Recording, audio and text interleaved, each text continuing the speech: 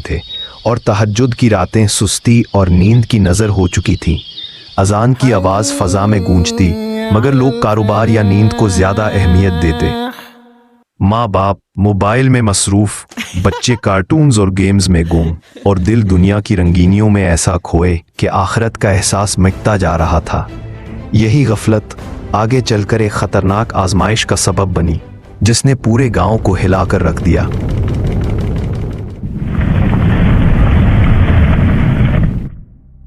اسی بستی میں ایک چھوٹا سا پرانی اینٹوں والا گھر تھا، جس میں رہتے تھے حاجی عبد الرحمن، ایک نیک، خاموش اور عبادت گزار بزرگ، اور ان کا ننھا نواسا عثمان، جو صرف 7 سال کا تھا مگر دل سے قرآن سے محبت رکھتا تھا۔